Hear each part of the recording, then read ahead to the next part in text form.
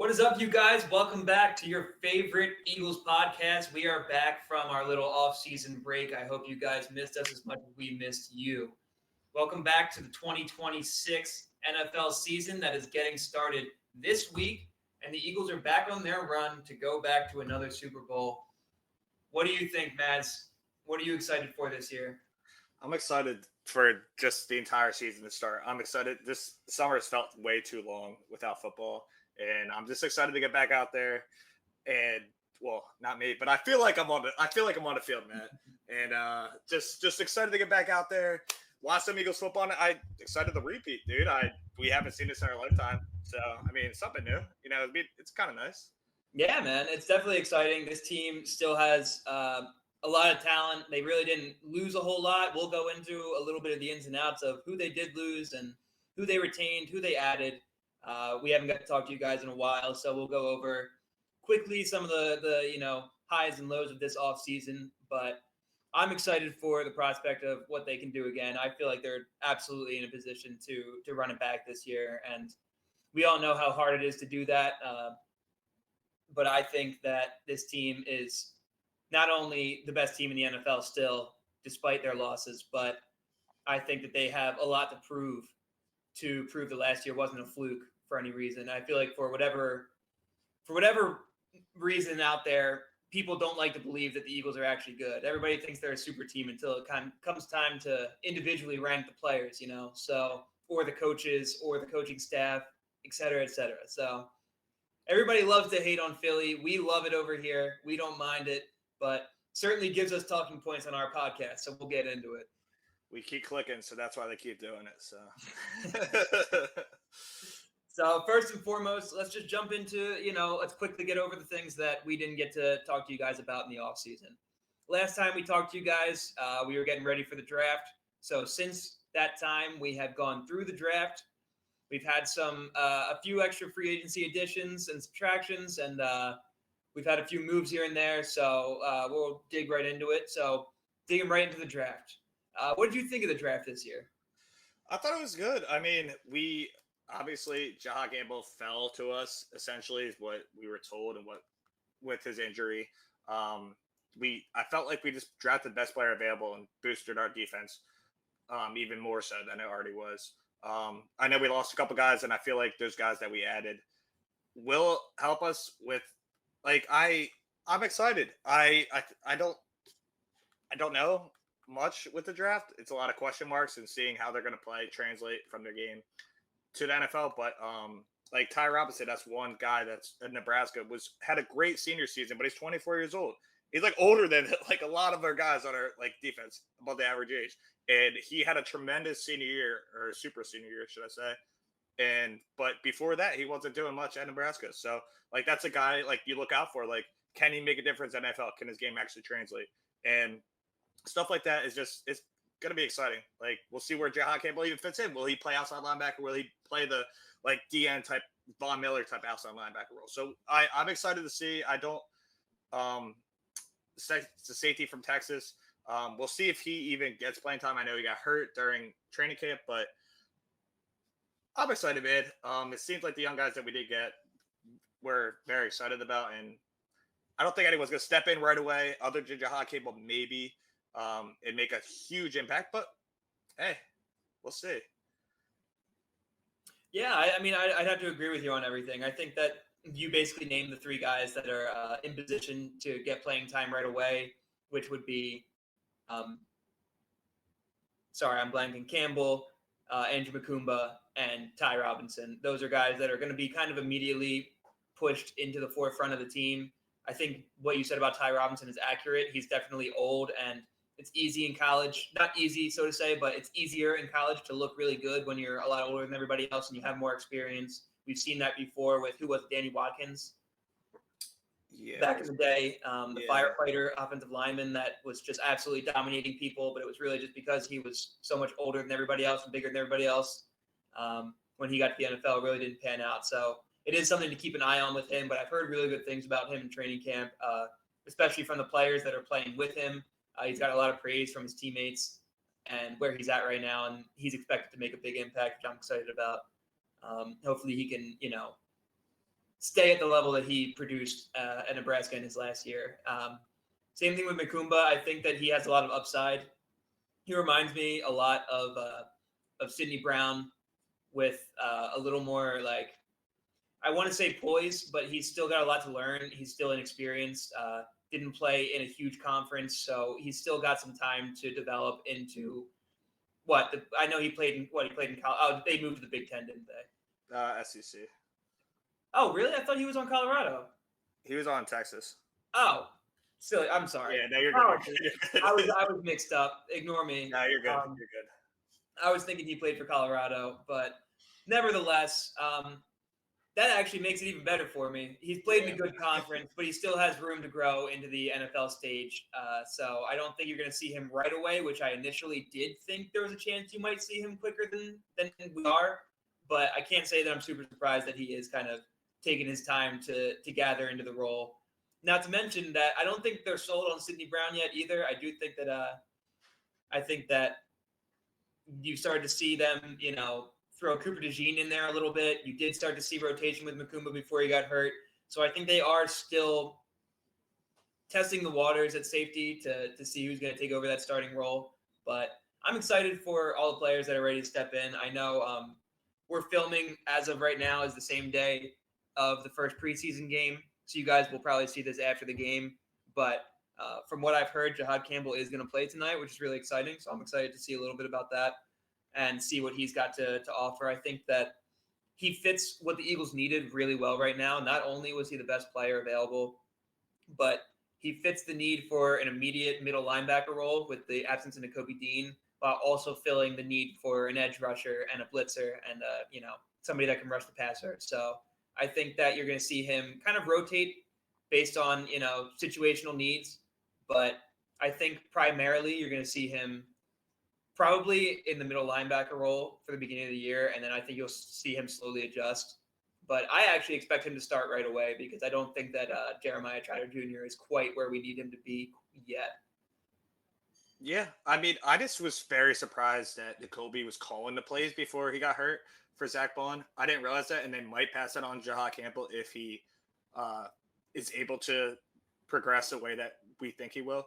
But I just didn't even – I thought about that. I was like, wow. Like, although Zach is the middle – like, he's the leader of our defense and everything, I just didn't know he wasn't calling the plays. But he was still – he was still new to the system. So, he was still in his first year. Nakobe had experience when – crazy to think Nakobe only had 2 or 3 years of experience in the system, but that was almost more than anybody else in the system. We have the youngest defense in the league, so like, especially when the linebackers are primarily play callers on defense at any given time. So, I think that he was just the most experienced in the setting as it was. You might see Zach Bond take some responsibility in that this year, but I think that it made sense for Dean to be where he's at. And speaking of Dean, I was actually really excited to see that he's moving a lot better than I thought he would be at this point in time.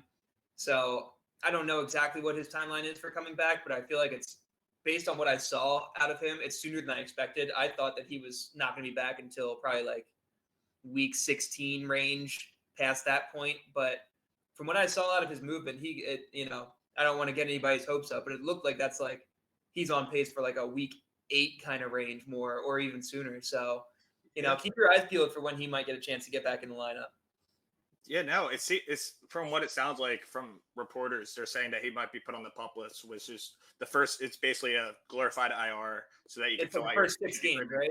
Yeah, so like if he gets that, like he might be on the roster by week 6, and we'll see if he progresses to a point where he can start. I don't know if it's 4 or 6, something like that, but regardless, that'd be crazy for him to come back that early because he got hurt. Absolutely.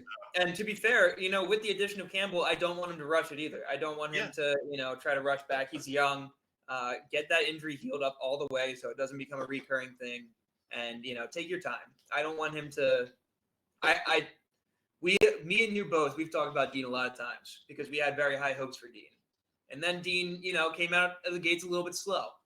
And as of last year, he really started to come into his own. You started to see him look like he had the instincts that he had in Georgia, and he was playing with confidence, which is the key right there.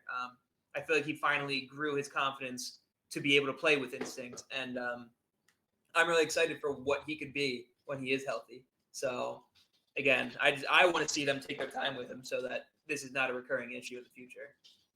Yeah, no, I'm very excited. And if you want to go to other acquisitions, I mean, we could talk about Uche, we could talk about Adore Jackson and stuff. But the biggest one to happen most recently is Jacorian Bennett out in that other corner role where we traded Thomas Booker the fourth for. Yeah, that was What definitely an what interesting were your thoughts pickup. on that? My bad. That was really interesting. I truthfully didn't know much about him. Not to mention, I wasn't really even expecting a move for corner. Obviously, over here in Philly, we all have very high hopes for Keely Ringo, and not to mention Adoree Jackson. Obviously, I don't think anybody was holding out hope for Adoree Jackson. More so, just that he has veteran experience. He has had success in the NFL. It was something that's like, okay, if Ringo doesn't work out, Adoree Jackson's there. No biggie. But where it's seeming like we're coming to a point where going out and getting Bennett kind of just proves that neither of those guys are quite what they want them to be. And that's a little bit disappointing here that Ringo hasn't quite made the jump that we all thought he might be able to. And it doesn't mean he's not going to start either. It's just that he's not as far progressed as they wanted him to be at this point. And that's definitely interesting to me. So it's something to keep an eye on. And it definitely shocked me that Bennett had such great stats last year. I had no idea how great of a year he had last year. He let up 0 touchdowns. He was up in the top of the league in pass breakups and yards allowed per game. It was definitely really, really impressive resume off of last year. So he's certainly not being brought in to be a depth piece. He's being brought in to compete for that number one spot and possibly take it. And we did give up Thomas Booker for that. And I kind of like Thomas Booker. I was a little bit upset to see him go, but at the same time, he was never going to be much more than a rotational piece. So it's not the worst thing in the world. I think we got great value for giving up very little value, which I appreciate. But at the same time, it's definitely an interesting move. It's something I was not expecting, and now something that I have a lot of hope for. I think that if Bennett is what he was last year, that makes our cornerback situation really scary for the league. No, dude, it's crazy. I mean, he had a season-ending injury last year, which put him to an ultra stop, and I guess people kind of, not that I look at Raiders cornerbacks, like I can't. I'll be honest with everybody. I don't watch every other team's DBs. I don't watch the Raiders. He was not on my radar. Yeah, but I mean, just his stats and based off of like Raiders. So the only thing that like we could go off of is like Raiders media and like what they report, and they said like if he stays healthy, like he was he's a starting corner on that team.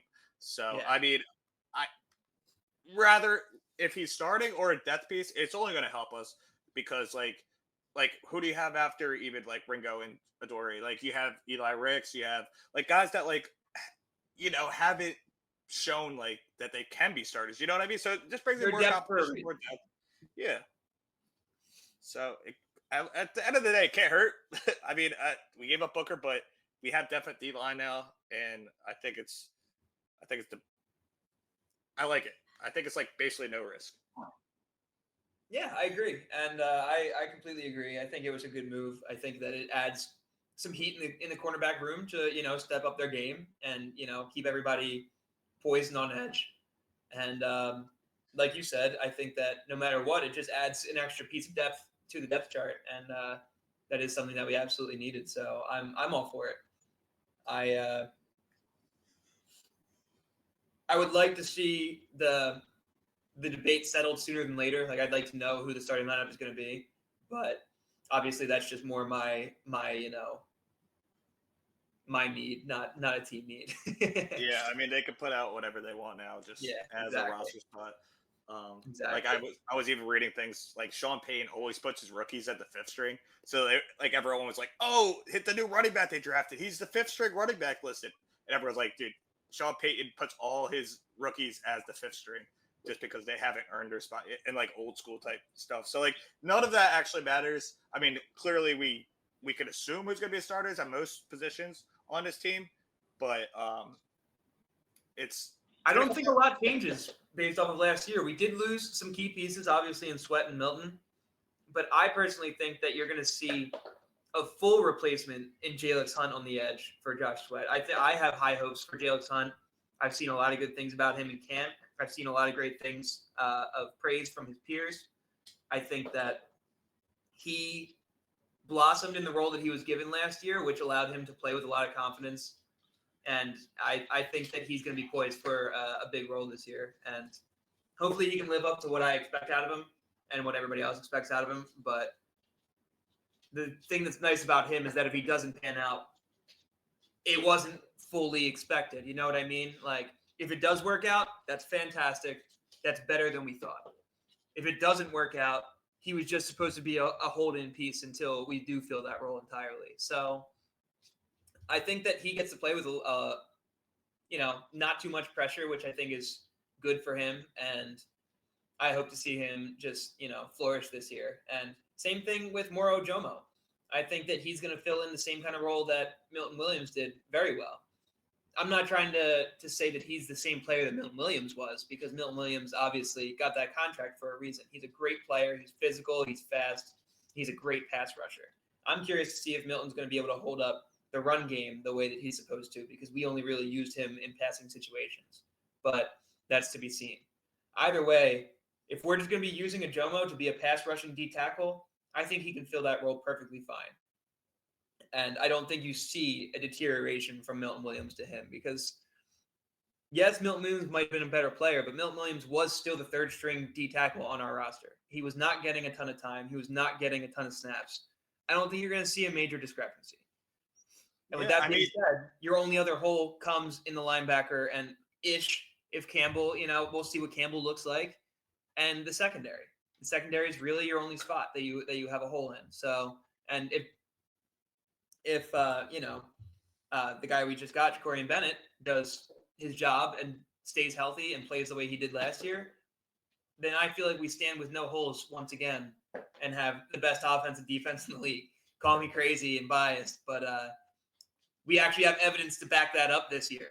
So, hey man, you look at the Madden ratings; we're not even close. We're not even top 5. So yeah, I know, it's nuts.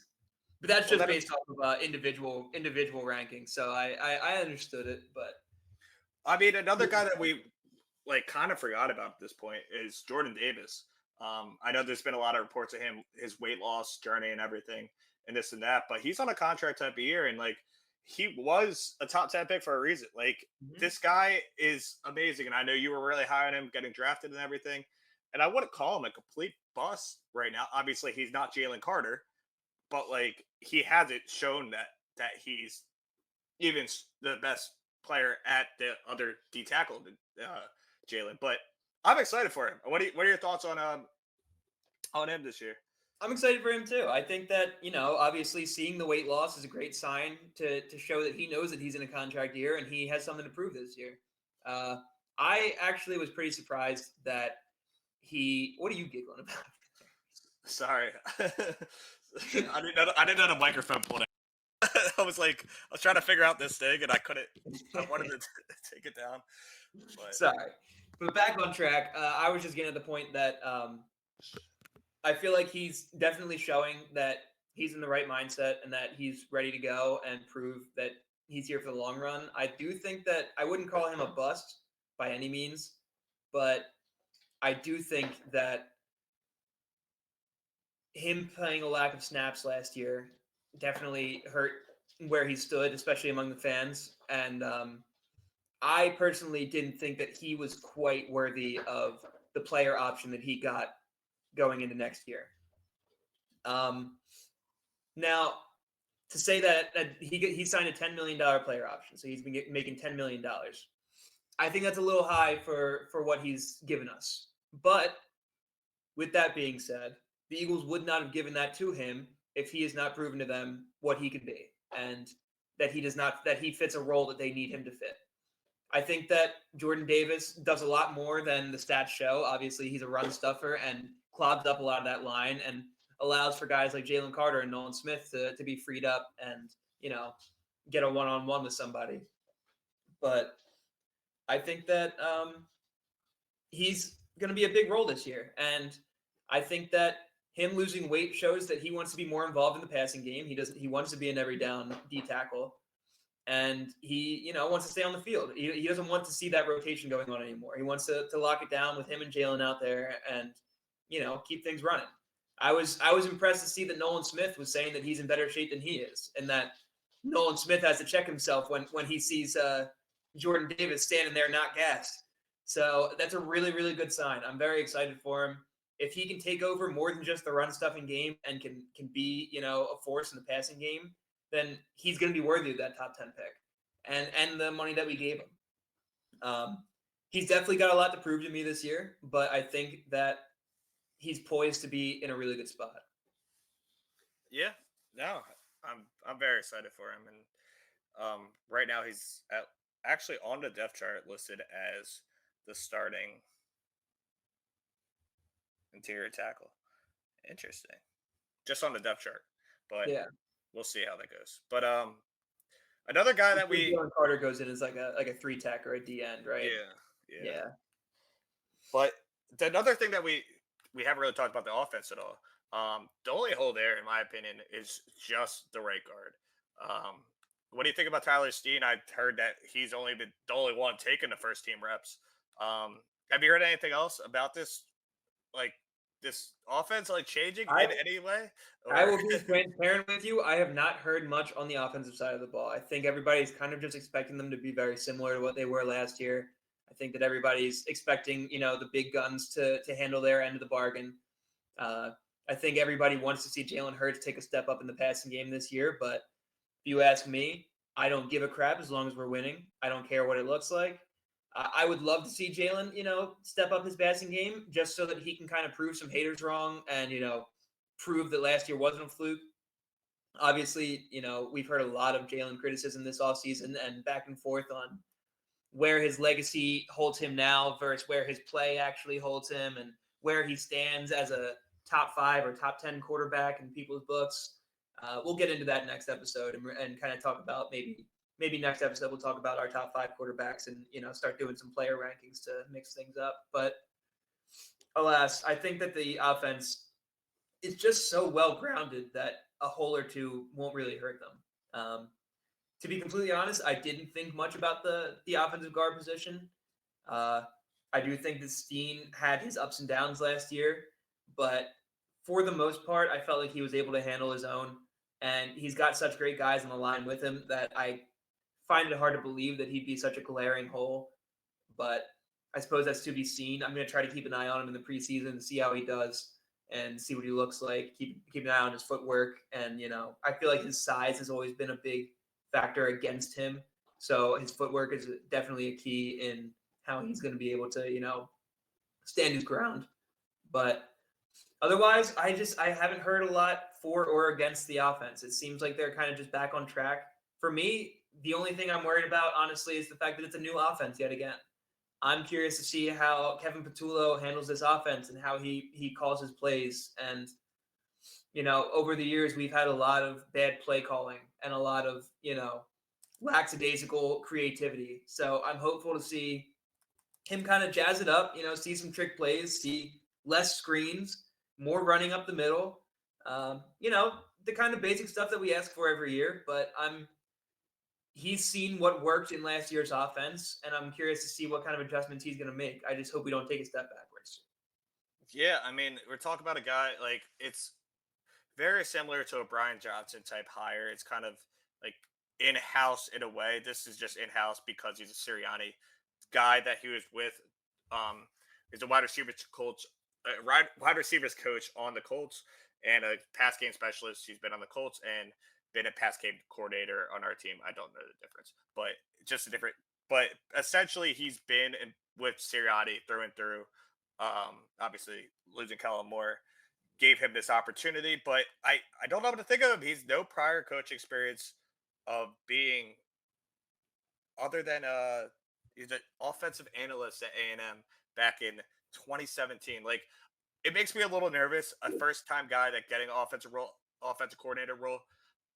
I know I sound horrible when I say this, but it just seems again a little bit like a Brian Johnson type hire where Sirianni's going to take over the play calling. I don't want that to happen. It's going to be Kevin Patullo calling this play, but then it's a Sirianni type play that you see over and over again.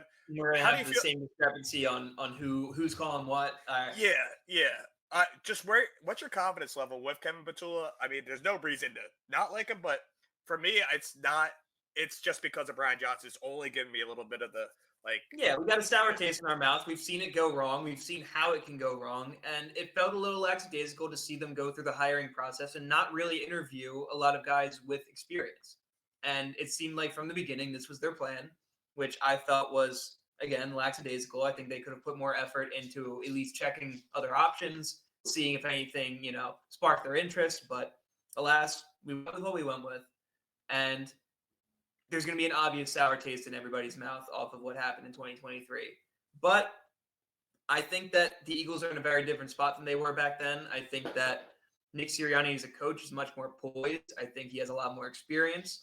I think he's seen the highs and the lows and knows how to avoid that now.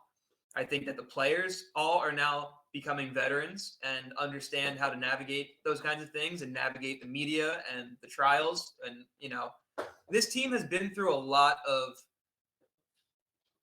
I don't know what to call it, but they've been through a lot of adversity through the past 3 years of going to a Super Bowl and being a top team and then losing and then coming back the next year and kind of just seeing a little bit of standstill because things aren't working out the way they wanted to. And then there's a full collapse. And then you go into the next year and you start off slow and people are talking and then you kick it back off and you're getting hot again, but things aren't going quite as good as you wanted to. So now you're having discrepancy, quarterback, wide receiver, and you've got people on the defensive side talking about it and the offensive side talking about it. And they still worked through all of that, stayed poised, and kept the work consistent through the Super Bowl. Kept the main thing, as they say. And at this point, it doesn't feel like a saying; it feels like a culture for them. So I'm bought in. Like I feel like they have gone through the highs and the lows and know how to adjust to it.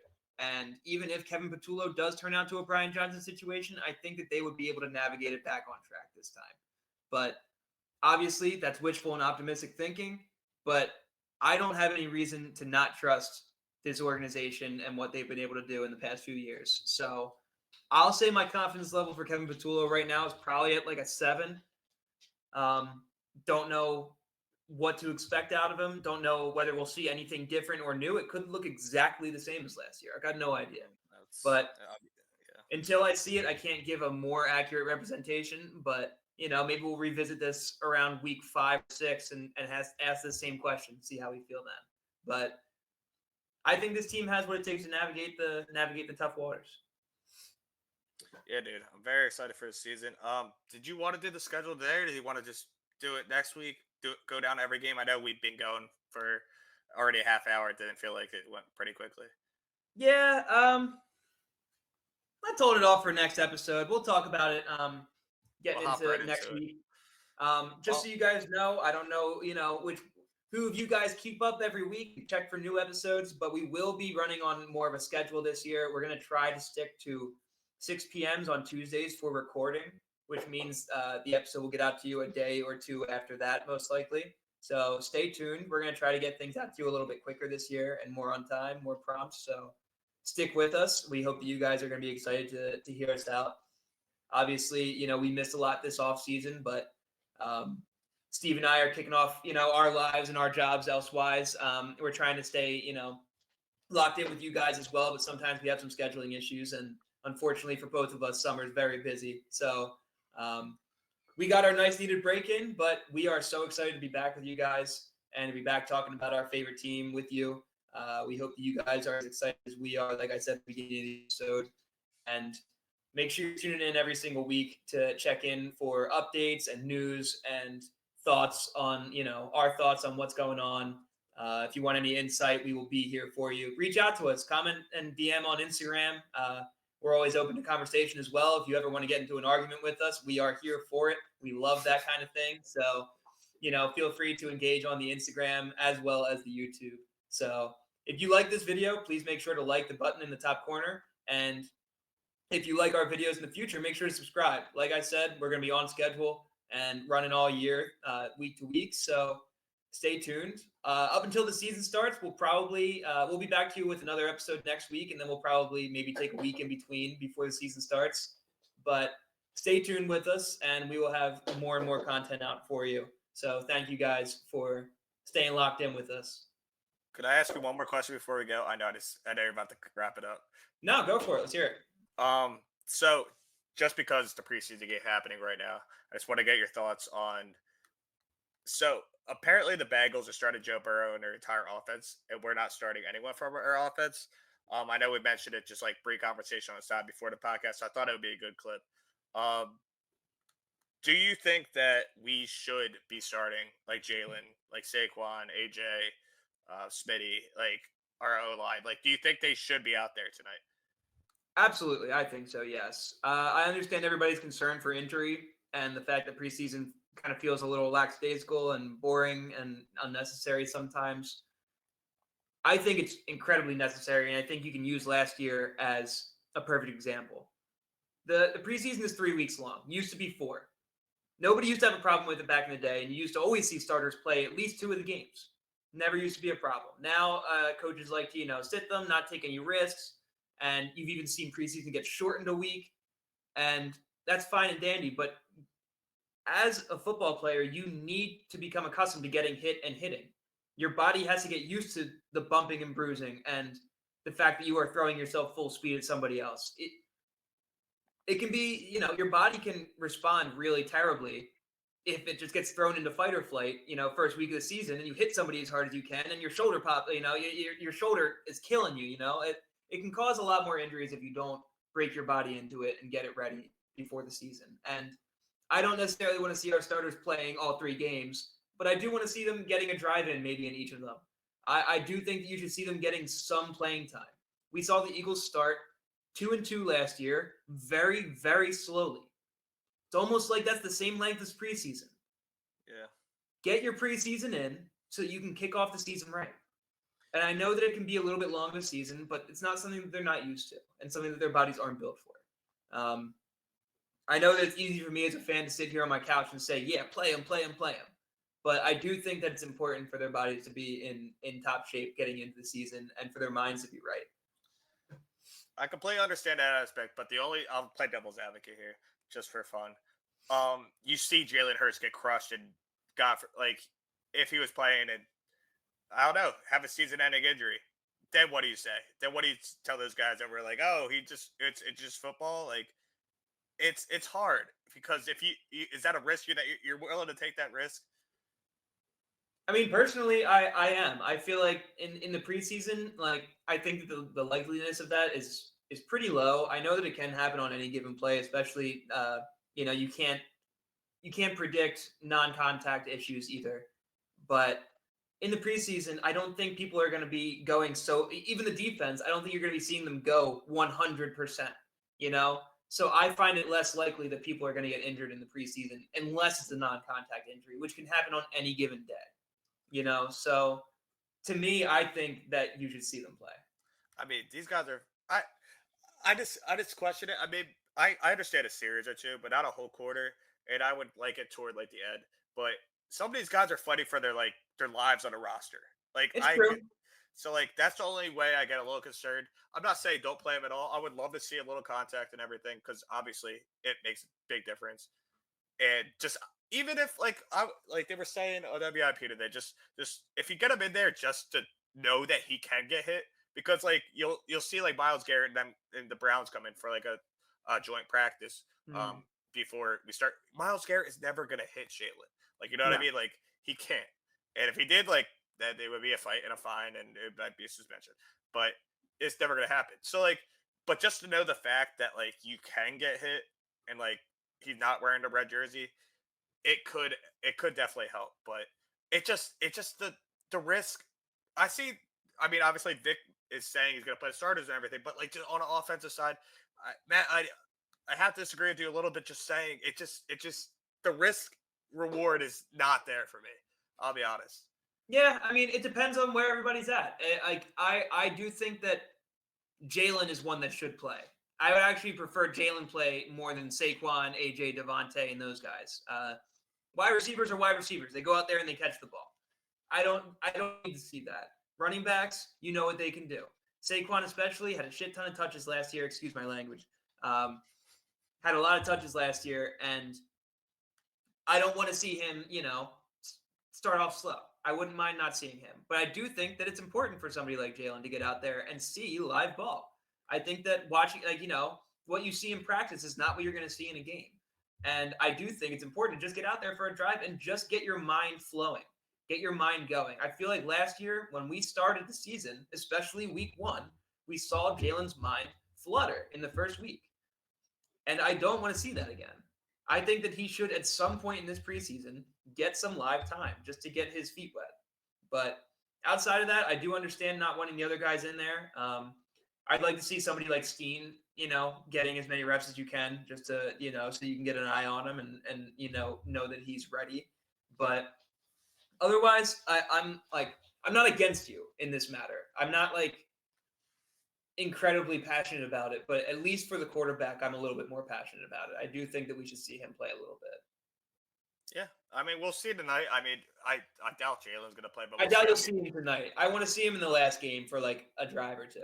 I mean, before all one major injury usually happens to a star or bona fide star player, a top 20 type guy, like Jordan Nelson and stuff. Mm-hmm. They always played at the first half of the last preseason game. You remember that? When we had 4 and that was the cycle. Yeah, exactly. That was how many years ago now? I can't I feel old even saying that, which is crazy saying out loud, but I just wanted to put that out there just before we ended it, just a little preseason talk. But yeah, no, we'll see what they do tonight, and when we come back to you guys next week, we'll obviously break down what we saw from the game and who looked good, who didn't, if there is anybody that fits those roles, and otherwise, I already gave you your full breakdown, so I hope that Sorry about that. No, you're good. You're good. I should have waited a second and asked if everything if you covered everything. So one last time, I will say thank you guys for tuning in. We appreciate you.